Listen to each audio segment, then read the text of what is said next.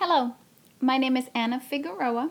I am a sixth grade math teacher at Berkeley Accelerated Middle School in Auburndale, Florida. I am currently using the new Art and Science of Teaching instructional framework by Robert Marzano. The strengths of my current instructional framework are many. First, it is a continuous framework that allows for expectations for both the teacher and the students. It is also consistent. It's an instructional framework that considers not only the academic but also the social needs of students. I believe it is a clear framework whose elements flow and can be used interchangeably for any grade level, for any teacher and any subject matter. I've personally used the Marzano framework for 5 years, and I have seen proven results, high-achieving students with tremendous learning gains on statewide assessments. A weakness of this framework, which I believe is a weakness in any instructional framework, is I was an instructional coach last year, and I was working with a new teacher. And I noticed that you can teach the design areas and the elements, but unless there is true passion, the social and the emotional needs of our students are under-addressed due to the pressures of producing high achievement scores on those state assessments. I always begin a unit by creating the final assessment first. This provides a clear path as to what I have to teach and how I need to teach it. My goal is never to surprise or trick my students. It's difficult enough that they feel the pressures and the anxiety of having to take the assessment. I really just want to ensure mastery of the material covered. And if they don't show mastery, then I'm the one who has failed them. And my students and I must then find a way to revisit and reteach those lessons. I believe informal assessments are just as important as summative ones. With constant monitoring and observation, I am able to determine who is struggling and who I need to work with a bit more closely. Every one of my lessons begins with providing and communicating clear learning goals. This is accomplished by providing my students with scales and rubrics such as daily goals and I can statements that are attached to the standards being covered. I continuously track student progress through the use of an interactive notebook, student participation with their partner, with their team, and solo activities, and of course through assessment results. Working as a unit, we are constantly celebrating each other's success. We set individual goals and class goals. We give encouraging statements. We praise each other with claps or high fives. And we always work together to celebrate our successes and to offer solutions when goals have to be readdressed. While delivering content, my lessons are chunked into digestible bites through the use of graphic organizers such as flow maps to show steps or Venn diagrams to display similarities and differences. I use the me, we, to, you processing strategy where first I model, we do it together as a class, the students partner or they work with their team, and then they practice independent mastery of the content being covered. The students record and represent the content by using their interactive notebook to make additions, deletions, and or modifications. Using these structured practice sessions where students examine similarities and differences and engage in a deeper level of engagement and understanding of the lesson, students examine errors in reasoning by addressing error analysis questions and or address common mistakes or misconceptions that I have pre-planned for based on my experience teaching these concepts. Students will also engage in cognitively complex tasks where they are challenged with problem-solving activities that require critical thinking skills and a thorough understanding of the content knowledge. Additional resources are always provided, such as technological links, after-school tutoring, email, thorough note-taking, class website, YouTube videos, online textbook, examples, and steps to solving problems. My students always have the option to email me with questions, and therefore there's always an available resource even though we're not physically in the classroom. Students engage in friendly debates using such strategies as Socratic seminars, and they are able to generate and defend their claims. This is where knowledge is applied and thorough discussions are encouraged for the purpose of enhancing content knowledge. In math, many concepts build on one another.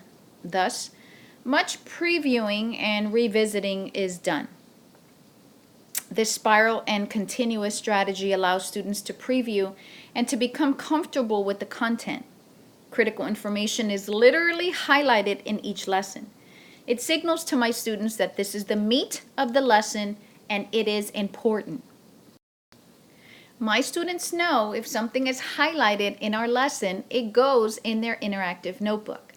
We continuously review content and revise knowledge by having students discuss their problem-solving methods and how they reached a specific answer. Students constantly make modifications in their interactive notebooks. Students also reflect on learning by creating summaries, writing to explain their problem-solving method or tactics, and also reflect on their learning after assessments to determine whether their goals were met or what they, alongside me, have to do to accomplish their goals. Homework is purposeful and related directly to the material that the students are going to be assessed on. We elaborate on information by discussing efficient and different ways of solving a problem and how concepts are related. Students are intentionally organized to interact. So for example, certain activities call for students to work in pairs, while others require students to work in teams. Some require students to work with different partners in teams, such as inside-outside circle or four corners, so that they can get different perspectives and they can interact with different peers within the same classroom. It is imperative to notice and to react when students aren't engaged. Constant monitoring and addressing off-task behavior is key. Sometimes it's a simple look. Other times it's a reminder to stay focused. Sometimes it really is just time for a mental brain break. I increase the student response rates in my classroom by using random sticks, spinning a wheel with team names and numbers, using a deck of cards to match up students. I try to keep this very current, surprising, and eventful. It engages and excites my students, and they are all accountable for learning. Whether we are hopping on an order of operations hopscotch, using physical hand and body movements to find surface area, or identifying numbers on a number line, physical movement is very important in my classroom. We maintain a lively place by smiling, incorporating chants, and using music. We demonstrate intensity and enthusiasm because it is engaging, it's fun, and we're all happy to be there. At times, we have to present unusual information, and that helps make connections.